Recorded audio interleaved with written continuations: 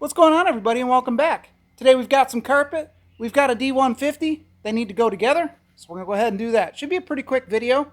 I don't expect any problems, but those are famous last words, I guess. So anyhow, I'm going to put you up on the tripod. We're going to breeze on through this thing.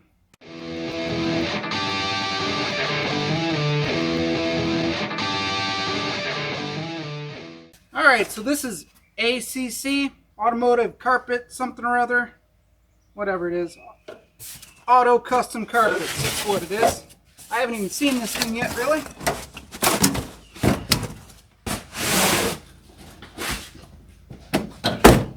There we go.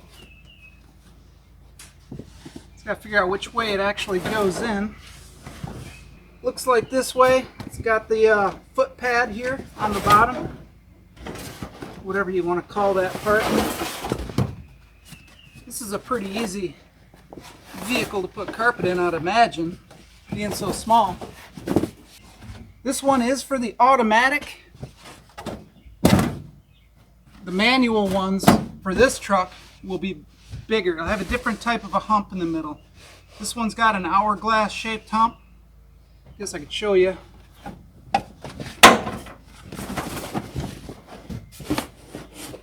So on these automatics, it has like an hourglass shaped hump in the center. That's why it's so difficult to put any other 4-speed, 5-speed, anything in here. The 4-wheel drives and the manual, stick shift trucks had a square kind of hump in the middle of it. The only transmission that'll fit in one of these trucks with the automatic trans tunnel is the A833 4-speed, like the one that I've got. So I've drilled some holes here to kind of make it easier to put that in later on. But for right now, we're just going to go ahead and slap this thing in. All right, I'm going to show you a quick and easy way to get the holes in your floor here for your seat. There's your seat holes, seat belt holes, all that stuff. It's pretty easy to do, and it's a lot cleaner than using a carpet knife. So all you'll need is some type of round piece of steel with a handle on it. This is a push rod and a torch. Underneath here, find out where your hole is. We'll do the front one first. You can feel it pretty well. So roughly right here, where we want our hole.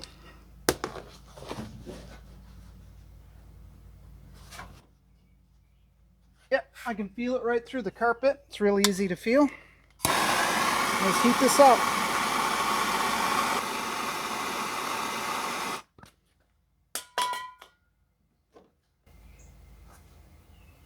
You can see it goes right on through like butter.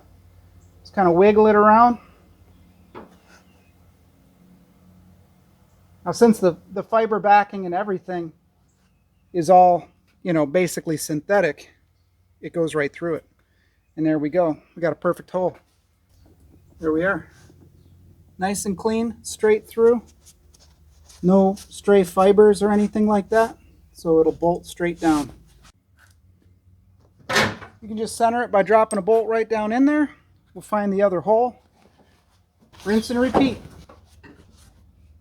The hotter you get this, the easier it'll go through the carpet. Pretty much cherry red now. So that thing just sizzled right on through. Try not to breathe the smoke if you can. It's pretty nasty.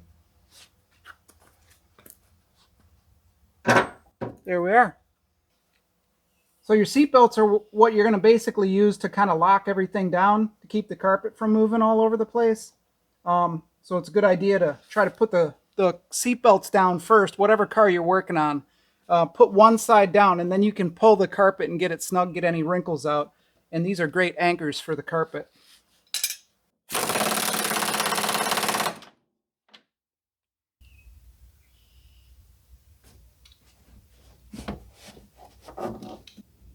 Did you hear the thunder? I don't know if you can or not. But anyways, we've got 2 more bolt holes right there. Just gotta get those holes going.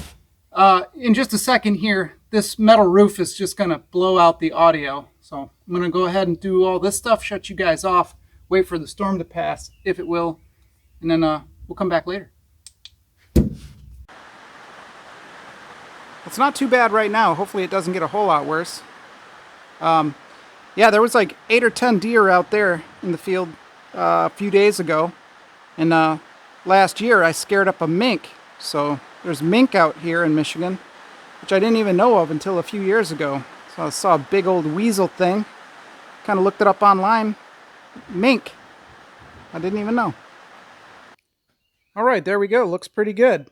One thing to keep in mind with these less expensive aftermarket kits is they don't always fit correctly. You know, they're always, cut a little bit weird.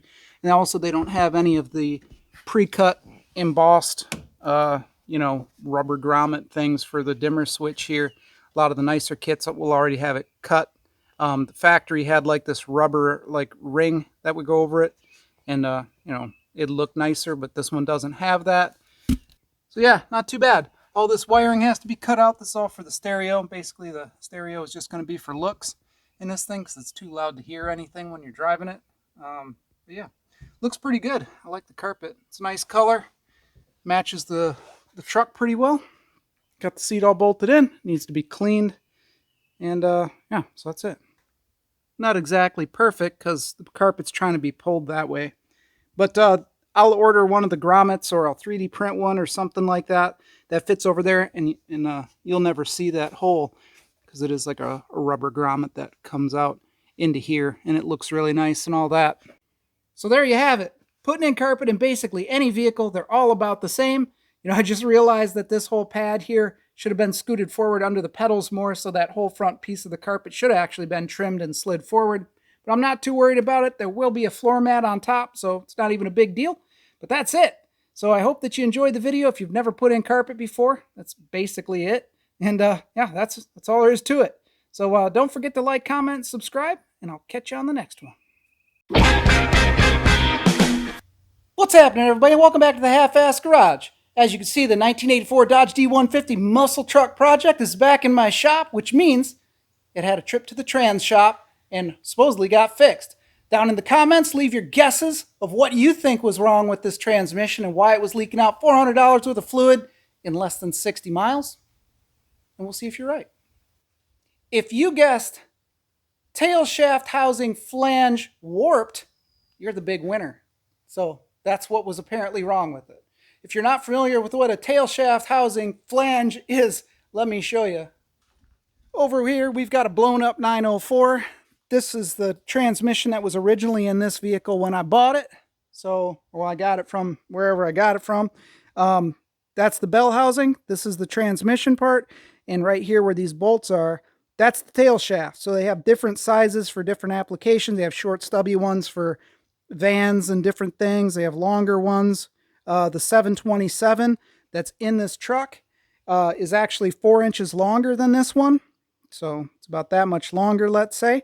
Had this in like B-body chargers and, all that stuff.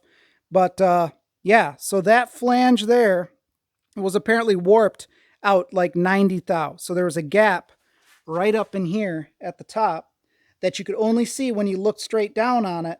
And it was just a big gap. Now, according to the guy, if this thing was up on a lift and it was just wheels churning in gear, it wouldn't sling out the oil. So it had to be up going, like a little bit of a clip. You had to get the RPMs up, and it would wrap that trans fluid up on that output shaft, just sling it right out the top, and it was super apparent. Anyway, he took it to a machine shop. They put it on a surface grinder, ground it flat, and now it doesn't leak. So I picked it up today, and there ain't a drop of trans fluid underneath this vehicle at all. But that doesn't mean that all is well with the D150, because the curse of the fuel tank is back. I lost the entire 30 gallons of fuel on the way home. I topped it up. It's just pouring fuel out of the top of the fuel tank.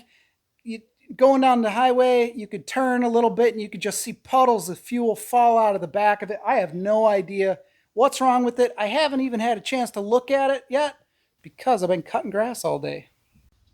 This might give you some idea of just how tall the grass is. It's been raining here so much, I haven't been able to do really anything out here. But per usual here in Michigan, it is just a wretched swamp, so I can't really cut the grass very often because, you just bury up the lawnmower like you see right here. So I had to get it while the getting was good. All right, so drivability issues with the D150. It was an eventful ride home, that was for sure. I wasn't honestly sure if I was even going to make it back. The thing's running like garbage. It's missing.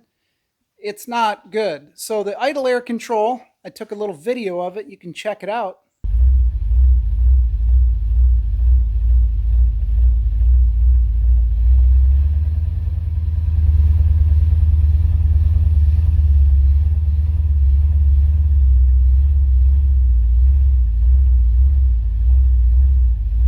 Now, I've never had one of these EFI vehicles before, or, like this Holly Sniper stuff. I've never done a retrofit EFI system on any vehicle. It's always just been carbureted.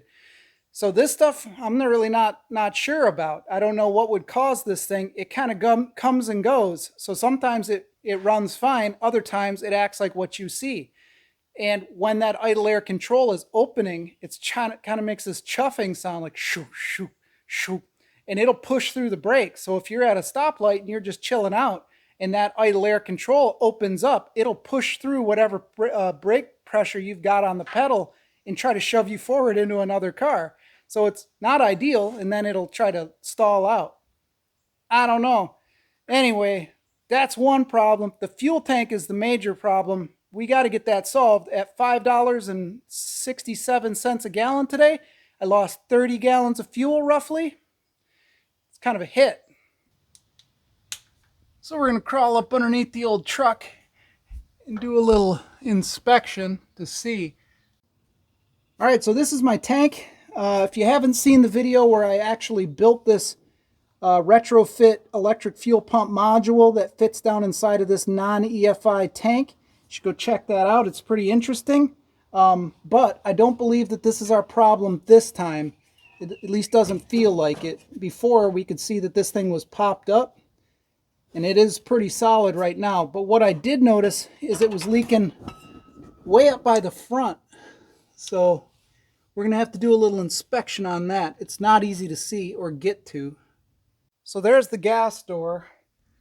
You can see this tank, being the 30-gallon one, goes from here, basically right behind the transmission, like right there, goes all the way back to just about the axle.